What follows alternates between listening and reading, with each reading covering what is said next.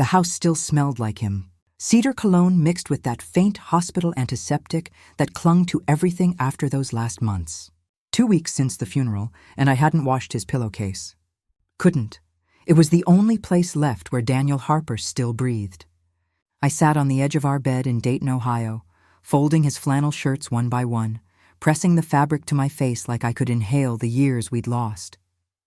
The sleeves were soft from 1,000 washes, the cuffs frayed where he'd roll them before fixing the sink or grilling steaks on the back patio. My phone buzzed on the nightstand. Unknown number. I ignored it at first. Telemarketers don't respect mourning periods. But it buzzed again and again. Something cold crawled up my spine. I swiped. Emily, his voice. Not a recording from some old video. Not a trick of grief. Daniel's voice, low and urgent.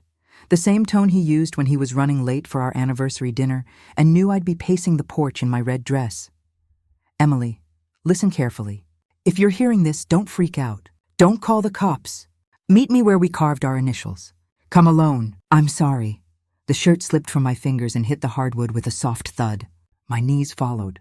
The room tilted like a carnival ride gone wrong. I crawled to the phone, hands shaking so bad I nearly dropped it. Speaker, volume up, replay. Emily. Don't freak out. Each word punched a hole through my chest. I'd held his hand when the heart monitor flatlined. I'd kissed his cold forehead before they zipped the body bag. I'd stood in the rain while they lowered the casket, mud sucking at my heels like it wanted to pull me under, too. Dead men don't leave voicemails. But this was him. The little catch in his throat when he said, sorry, that was ours. The way he clipped my name like he was tasting it. I knew that voice like I knew my own reflection. I played it again. And again, until the words blurred into static and my ears rang. The message ended with a robotic voice, coordinates sent. Message will delete in 5, 4, my phone pinged.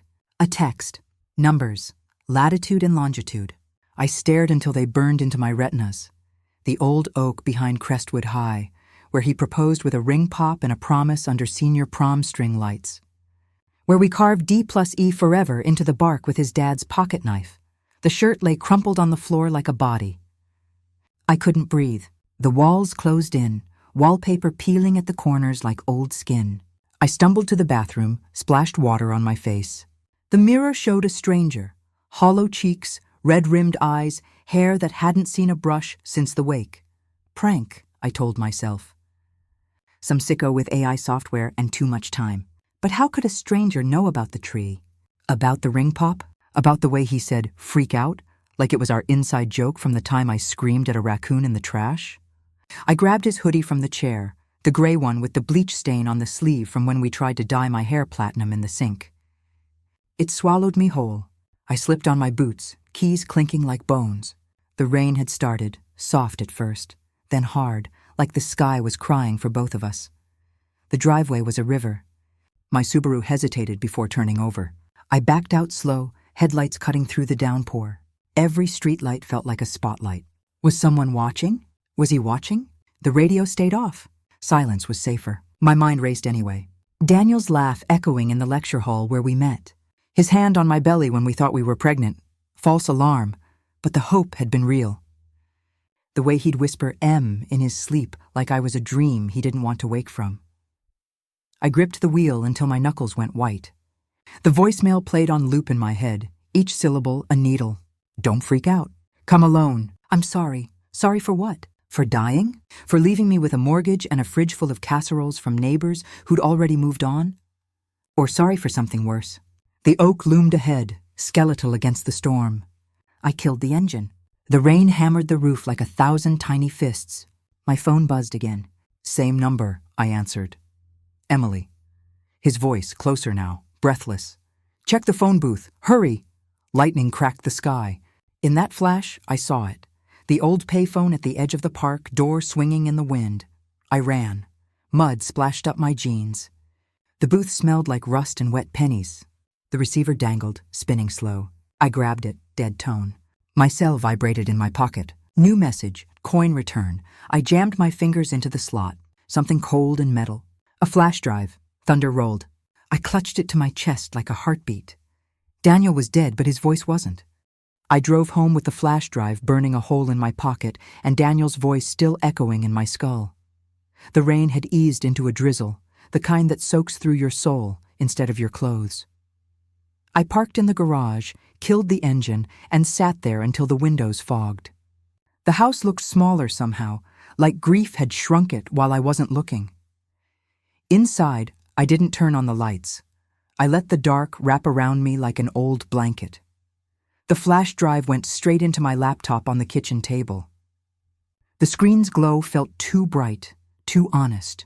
One folder, one password prompt. I typed our wedding date on autopilot, 06152155, and the lock clicked open like it had been waiting for me. Photos loaded first, hundreds of them. Daniel at the lake, Daniel on a yacht, Daniel with his arm around a redhead whose smile could cut glass. My stomach flipped. I clicked audio next.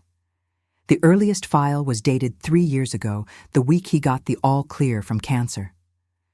Baby, once the insurance pays out, we're gone. Cayman sunsets, no more pretending. His voice, tender, conspiratorial. A woman laughed, light, teasing, the kind of laugh that makes men stupid. I paused it. My wedding ring felt like a handcuff. I needed air. I needed the past to make sense of the present. So I let the memories flood in, the way you let a song play even when you know the chorus will wreck you. Daniel Harper walked into my life on a Tuesday in September 2009. Michigan campus smelled like wet leaves and possibility.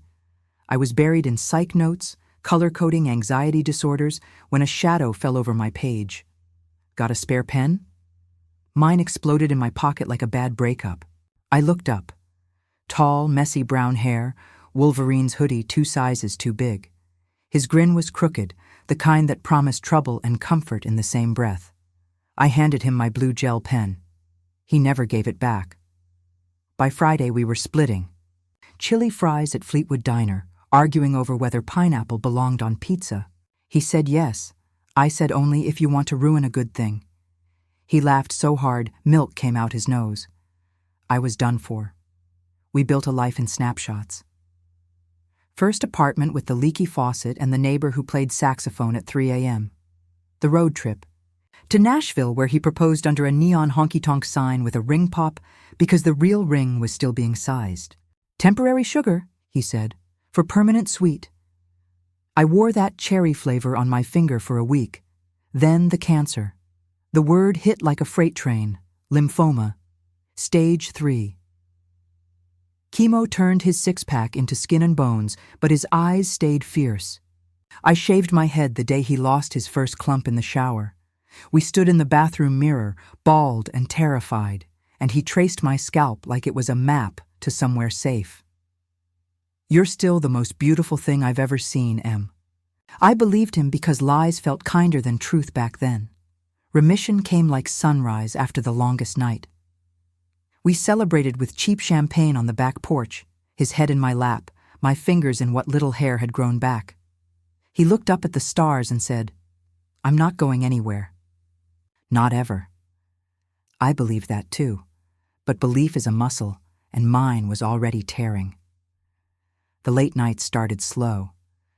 "Client dinner in Columbus," he'd say, kissing my forehead on his way out. His cologne lingered longer than he did. I'd wait up with cold coffee and warmer worries. When he slid into bed at 2 a.m., he smelled like bourbon and something floral that wasn't my shampoo. "Where were you?" I'd ask, voice small. "Work, babe. You know how it is." I knew how it was.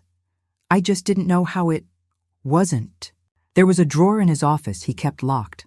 I found the key once, taped under the desk like he was hiding candy from a kid.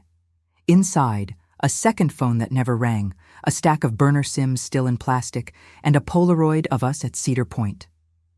Except someone had scratched my face out with a thumbnail until the paper curled. I put it back exactly as I found it. Some doors you open and regret instantly.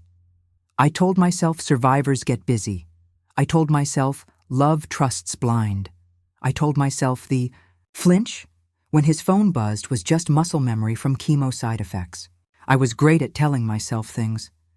The night he died, I was at the hospital vending machine, fishing for stale crackers. The doctor found me in the hallway, face gray. We did everything we could.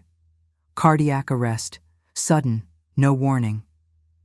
I collapsed right there, crackers scattering like confetti at a funeral. Now I was learning warnings had been screaming for years. I just hadn't listened. I closed the laptop. The house creaked around me, old bones settling. I walked to the hallway, closet, and pulled out the box labeled Daniel, keep forever. Inside, ticket stubs, hospital bracelets, the get-well card I made him with glitter and bad poetry. At the bottom, his leather wallet. I hadn't touched it since the funeral home returned his effects. The billfold was empty, except for a folded note in his handwriting. If anything happens to me, check the lake house safe. Code is your birthday backward. We didn't have a lake house. My hands shook as I unfolded it further. A second line, smaller. Tell Lila I tried. Lila, the name from the payphone, the laugh in the audio file. The redhead in the photos. I sank to the carpet, back against the wall, note fluttering to the floor like a white flag. The man I'd mourned for 2 weeks, the man I'd shaved my head for, cried myself raw for, folded tiny, perfect squares of his shirts for, was a stranger wearing my husband's voice like a Halloween mask. The rain picked up again, tapping the windows like it wanted in. I let it. Let the sound drown the questions I wasn't ready to ask. Because if Daniel Harper was alive, what else had he buried? The note with Lila written on it sat on the kitchen table like a loaded gun. I stared at it until the letters blurred, then I grabbed my keys and the flash drive and headed out before the sun could change its mind. The Subaru coughed to life, windshield wipers fighting a losing battle against the mist. I didn't know where I was going until the GPS spat out Westside Self-Storage, 4.2 miles. The storage lot was a maze of orange roll-up doors and flickering security lights. Unit 217 sat at the far end, padlock shiny like it had been waiting for me.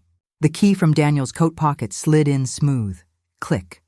The door rattled up with a metallic groan that echoed through the empty row. Inside smelled like cardboard and desperation. Boxes labeled Holiday Decor and Tax Docs 2018 lined the left wall. I tore through them like a woman possessed. Nothing. Then I spotted the duffel in the back corner, half buried under a tarp. Navy blue, same one he took on business trips. I unzipped it slow. First thing, a stack of burner phones still in plastic. Next, wigs, blonde, brunette, one cheap gray that looked like roadkill. Then passports.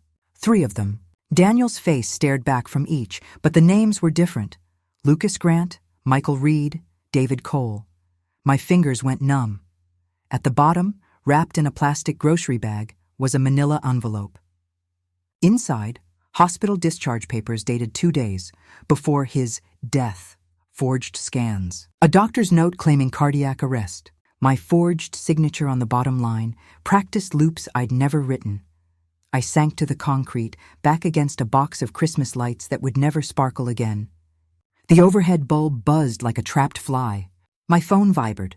Unknown number, same as the voicemail. I answered with shaking hands. Emily. His voice, thinner now, threaded with static. You found the unit, good, there's more. Check the false bottom. I ripped the duffel lining. A slim laptop slid out, sticker still on the trackpad. Property of Harper Consulting. Password prompt. I typed our anniversary. Denied. Wedding date. Denied. My birthday backward, like the lake house note. The screen bloomed to life. Desktop icons, insurance, offshore, Lila. I clicked Lila first. Photos, hundreds.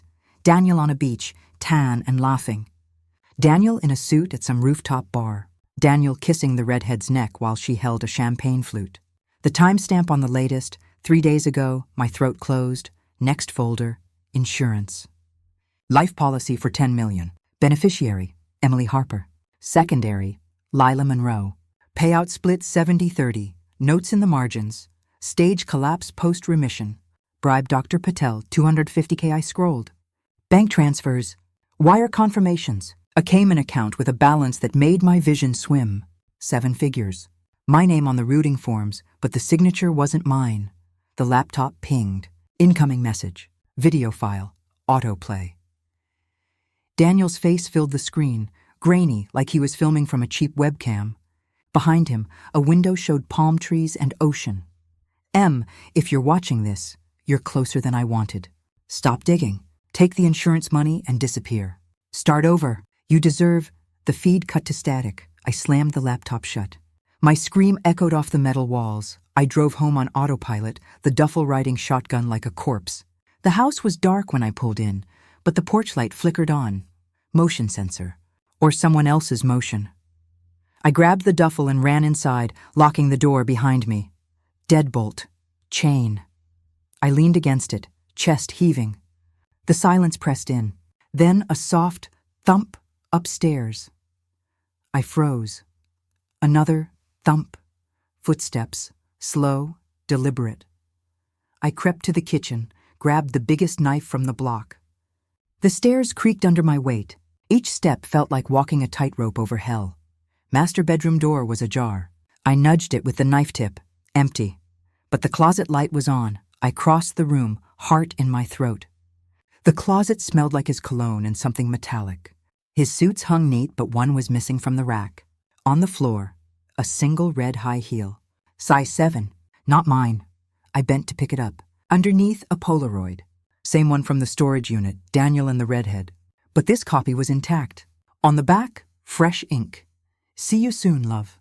My phone buzzed in my pocket. Unknown number, I answered. Emily. Not Daniel this time. A woman. Smoky voice, amused. He left something for you in the safe.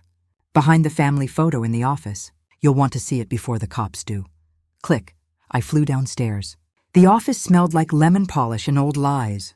The family photo, us at the Grand Canyon, grinning like nothing could touch us, hung crooked. I lifted it. A wall safe. Combination, my birthday backward. Inside, a flash drive and a note. Play me in private. I plugged it into my desktop. Video. Daniel again, but this time in our bedroom. Timestamp, the night before he died. If you're seeing this, I'm already gone. Not dead, gone. The cancer was real, but the comeback was fake. I needed out. The money, the lies. It's all for us. Well, for me and Lila, you were collateral. I'm sorry, truly, but you'll be taken care of. The insurance, I paused it. My reflection in the black screen looked like a ghost. I replayed the storage unit audio in my head. Cayman sunsets, no more pretending. The red heel. The safe. The footsteps. Someone had been in my house. I grabbed the laptop, the drives, the note, and stuffed them in a backpack. I needed out. Now. But as I reached the front door, headlights swept the driveway. A car idled at the curb. Tinted windows. Engine running. I killed the lights. Peered through the blinds. The driver's door opened. A woman stepped out. Red coat, red hair. She looked straight at the window. Smiled. Lila. She held up a phone. My phone buzzed in my hand. Text. Let's talk, widow. I backed away from the door. My pulse was a war drum. The doorbell rang. The doorbell rang again, 3 short chimes like a mocking nursery rhyme. I stood frozen in the hallway, backpack straps cutting into my shoulders, knife still clutched in my sweaty fist. Through the frosted glass, Lila's silhouette shimmered, red coat bright as fresh blood under the porch light. I didn't move. She knocked this time, knuckles sharp. Emily, I know you're in there. Your car's warm. Her voice was honey over gravel, the same one from the phone. I edged to the peephole. She held a manila envelope against her chest like a shield. Her smile didn't reach her eyes. I cracked the door just enough to see her face. Leave. Can't. Daniel sent me. She tilted the envelope. Said you'd want this before the police do. My grip tightened on the knife behind the door. Daniel's dead, she laughed, soft, like I'd told a dad joke.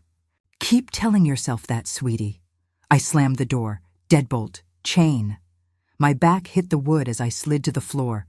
The envelope slid under the door, fanning across the tile. For Emily, final instructions written in Daniel's handwriting. I tore it open with the knife. Inside, a plane ticket to Grand Cayman dated tomorrow, boarding pass in my name, a cashier's check for $250,000, and a USB drive labeled Watch Alone. I crawled to the office, locked the door, and plugged the drive into the desktop. The screen flickered. Daniel appeared, sitting on a wicker chair, ocean behind him. He looked healthy, tan, alive. "Hey, Em." He rubbed the back of his neck, sheepish, like the time he forgot our anniversary. "By now you've met Lila. She's efficient. Look, I know you're pissed. You have every right. But hear me out." He leaned closer. "The cancer was real. The remission? Not so much. Dr. Patel owed me a favor from way back. One fake scan, one stage collapse, and boom, 10 million payout. Split with Lila. You get the house, the cars, a clean slate. I disappear. Everyone wins." I paused the video. My reflection stared back, eyes wild. "Everyone wins." I hit play.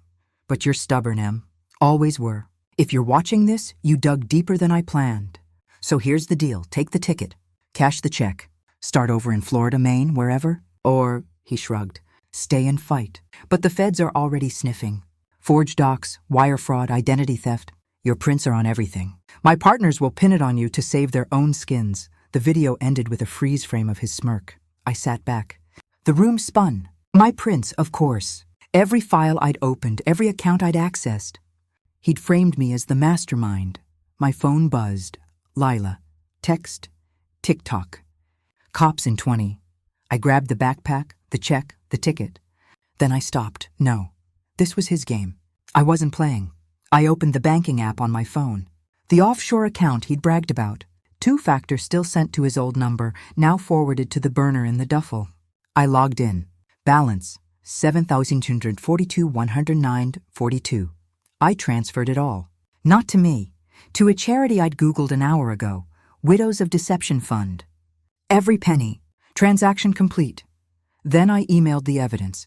Every forged doc, every audio file, every video, to the Dayton PD tip line, the FBI fraud division, and 3 major news outlets. Subject line: local man fakes death, frames wife. I hit send. The doorbell again. This time heavier. Police, open up. I opened the door to 2 officers, rain dripping from their hats. Lila stood behind them, arms crossed, smug. Emily Harper? The taller cop held up a warrant. "You're under arrest for wire fraud, conspiracy." I raised my hands. "Check your email. Tip line.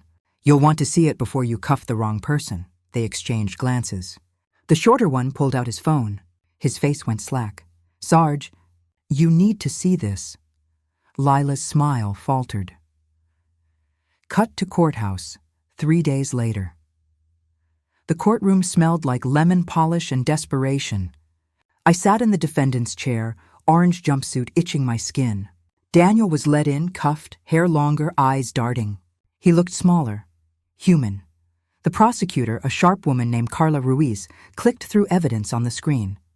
The forged scans, the offshore transfers, my email timestamped before the police raid. "Mrs. Harper acted solely to expose the fraud," she said. "The real architect sits there." She pointed at Daniel. His lawyer objected. Overruled. Lila took the stand next, red coat swapped for a navy blazer.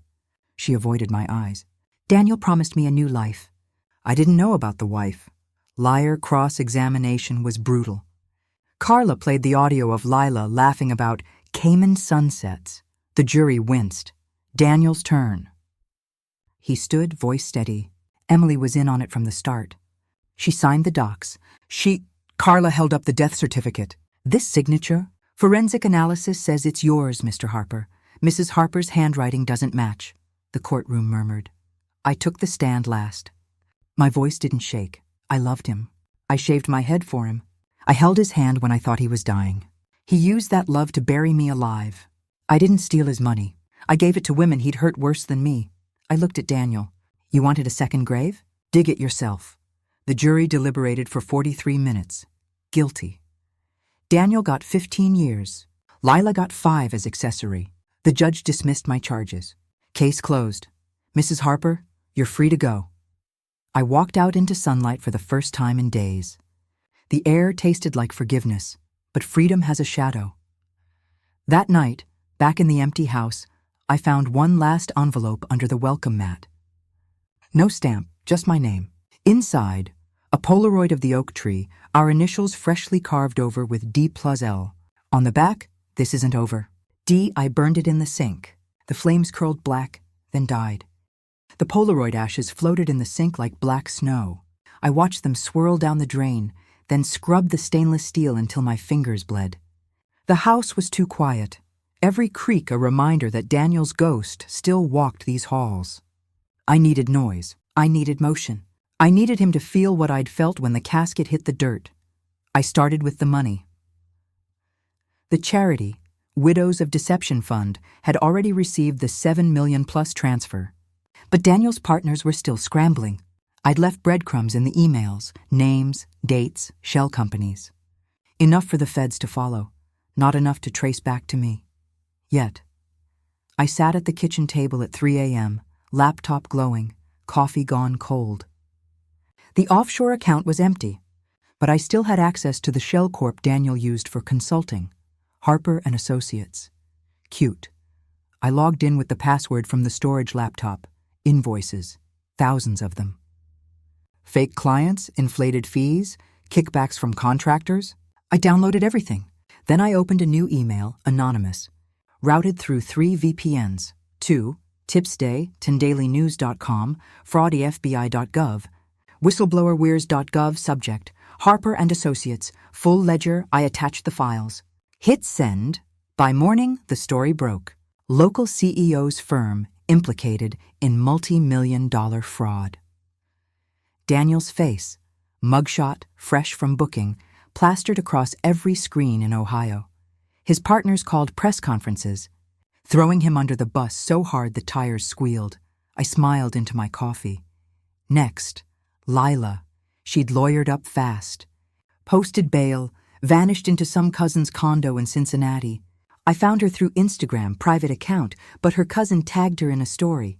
Red nails, champagne flute, caption, new beginnings. I created a burner account. Sent her a DM. You dropped something at my house. Red heel, size 7. Want it back? 3 dots. Then, who is this? Asked Daniel. He'll know. She blocked me. I wasn't done. I mailed her the torn photo from the storage unit. Daniel's half smiling, hers ripped clean off. On the back, in red ink, he's all yours now. Good luck cashing checks that bounce. I used the courthouse P.O. box, no return address. Then I waited. 2 days later, the news hit again. Co-conspirator in Harper fraud case missing. Lila's cousin found the condo empty. Champagne bottle half full. Red heel on the counter. I didn't sleep. I planned. The charity was booming.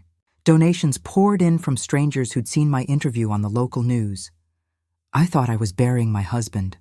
Turns out I was burying my life. The anchor teared up.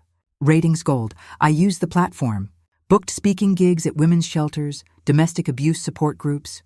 Every time I told the story, I watched eyes widen, fists clench. Women who'd been gaslit, cheated, erased. I gave them the number to the fund.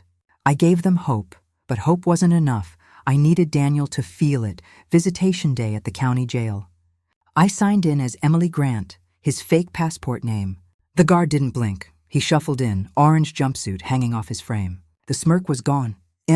His voice cracked. You shouldn't be here. I leaned forward, glass between us. I'm exactly where I need to be. He glanced at the guard, then back. The money. You took it all, gave it away. To women, you'd have left broken. His jaw tightened. You think you're a hero? I think I'm free. He leaned closer. You're not. They'll come for you. The partners.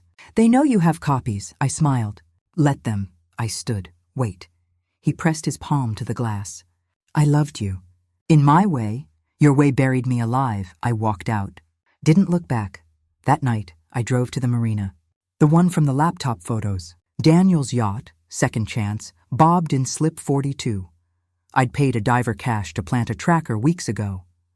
I sat in my car, binoculars steady. Lila's red coat flashed on the deck. She was arguing with a man in a suit, one of Daniel's partners probably. Hands flying. Then she stormed off the boat, heels clicking on the dock. I followed. She checked into a motel off I-75, peeling paint, neon vacancy sign flickering. I waited in the shadows until her light went out, then I left a gift on her windshield. A cassette tape. Yes, a cassette, because Daniel was nostalgic. Labeled, "For Lila, playin' car." Inside, a recording of Daniel's voice, pieced from old voicemails, jail calls, the storage files. "Lila, baby, once Emily's out of the picture, it's just us. The money, the house, the life, she'll never know." I watched from across the lot as she found it at dawn. She played it in her car, windows fogged. Her scream carried through the glass. She peeled out, tires squealing. Headed north, I never saw her again, but the partners did. One by one, they flipped. Testified against Daniel for reduced sentences. The yacht was seized. The lake house, turns out there was one, in Michigan, under Lila's name, raided. Cash, drugs, forged passports. Daniel's sentence doubled. 30 years. No parole. I stood outside the courthouse the day it happened. Reporters swarmed. "Mrs. Harper, how do you feel?" I looked straight into the camera, like I finally exhumed the truth. The clip went viral. That night, I climbed the rooftop of the parking garage across from the jail. City lights glittered below like scattered diamonds. I poured a glass of Merlot, our anniversary vintage, and raised it to the sky. Sirens wailed in the distance. Not for me, for him. The house sold in 9 days. A young couple from Cleveland, first baby on the way, eyes full of plans for fresh paint and a swing set in the backyard. I signed the papers in the realtor's office, pen steady, smile polite. They asked if I wanted to keep anything. I took the porch swing, the one Daniel hung the summer he beat cancer, and left the rest to echo. I scattered his real ashes 3 weeks later. Not the fake urn from the funeral home, but the small tin the crematorium returned with his watch and wedding band. I drove to Lake Erie at dawn, the sky bruised purple and gold. The water was glass calm, lapping the pier like it remembered him. I opened the tin. Gray dust, finer than I expected. I thought I'd say something profound, a goodbye, a curse, a prayer. Instead, I whispered, "You don't get to haunt me anymore." The wind took him. No ceremony, no tears, just the lake swallowing what was left of the man I'd loved. I moved into a 1-bedroom loft downtown, brick walls and big windows that let the city spill in. The first night, I unpacked one box, the porch swing cushion, a photo of my mom, the charity's first thank you card. Everything else went to Goodwill. The fund exploded. Women wrote letters on notebook paper, prison stationery, napkins from diners. "You gave me the courage to leave." I filed the papers today. "My kids have a roof because of you." I read them on the fire escape with coffee gone cold, tears hot on my cheeks. Therapy started slow. Sarah, my counselor, had kind eyes and zero tolerance for bullshit. "Tell me about the rage," she said, in week 3. I laughed, bitter. "It's a bonfire. I poke it and it pokes back." "Good," she said. "Let it burn controlled, then plant something in the ashes." I planted boundaries. My sister Jenna flew in from Seattle, arms full of takeout and tougher love. We sat on the loft floor eating pad thai from the carton. "You gonna date again?" she asked, twirling noodles. I snorted. "I'm still married to a felon." Annulments filed. "You're a free woman, Em." Free. The word tasted foreign. I tried. Coffee with a graphic designer who laughed at my jokes. Dinner with a teacher who quoted poetry. Both nice, both wrong. I ghosted like a coward. Sarah called it self-protection.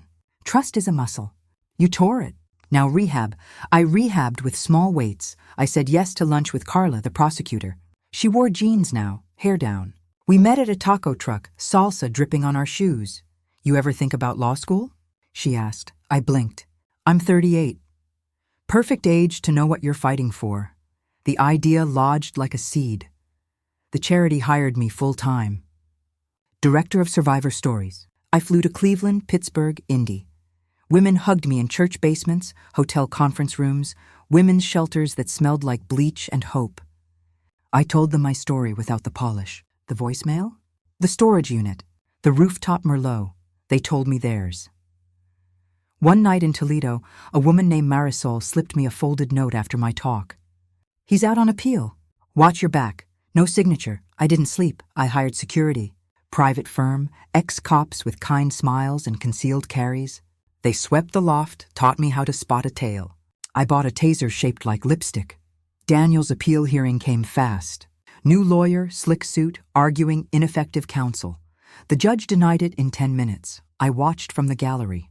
He looked older, gray at the temples. When our eyes met, he mouthed, "I'm sorry." I mouthed back, "Too late."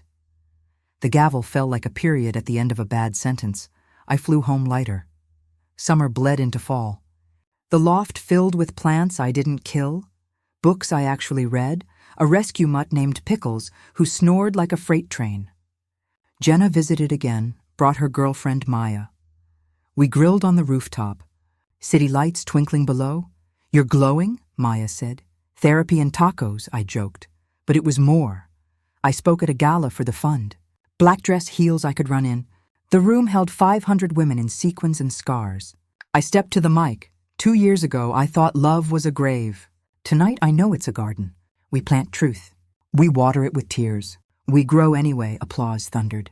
I cried on stage. Didn't hide it. After a woman approached. Silver hair, steady eyes. "I knew Daniel," she said. "College. He dated my roommate. Same pattern. Borrowed money, ghosted. You broke the cycle." I hugged her. Smelled like lavender and vindication. Some nights I still checked my voicemail. Muscle memory. The inbox was empty except for one saved message. My own voice. Recorded the week after the trial. "If love ever lies, believe the evidence, not the echo." I never deleted it. Pickles learned to fetch. I learned to laugh without checking over my shoulder. I enrolled in an online paralegal course, baby steps toward law school. Carla sent mock trial videos with sticky notes. "You'd crush this." Thanksgiving, I hosted. Jenna, Maya, Sarah, 3 women from the fund. We ate turkey off paper plates, told stories that made us howl. No empty chair at the table. Midnight, I stepped onto the fire escape. City quiet for once. Snow flurried soft, melting on my cheeks. I raised an imaginary glass to the sky. To second chances, we give ourselves. The wind carried it away. Snow dusted the fire escape railing as I pressed record on my phone. My breath fogged the screen, but my voice stayed steady. If love ever lies, believe the evidence, not the echo. Save this for the next woman he tries to bury. You are not the secret. You are the story. I saved it. Labeled it for her. Then I opened Daniel's contact, still there, thumb hovering like a bad habit. I hit delete. The little trash icon swallowed 38 years of muscle memory. Pickles whined at the door, tail thumping. I let him in, buried my face in his warm fur. He smelled like kibble and safety. The loft was quiet, city lights blinking through the blinds like slow applause. I poured the last of the Merlot, our anniversary. Bottle now, just wine. And raised it to the dark, to the women who dig their way out. I drank. The glass hit the sink, empty. His voice was gone. Mine, finally. Spoke the truth. Did this story hit you in the gut? Tell me your city in the comments. I'm reading everyone. And if you know someone still listening to Echoes, share this. Hit subscribe for more stories of fire, freedom, and the kind of peace that comes after the storm. See you in the next one.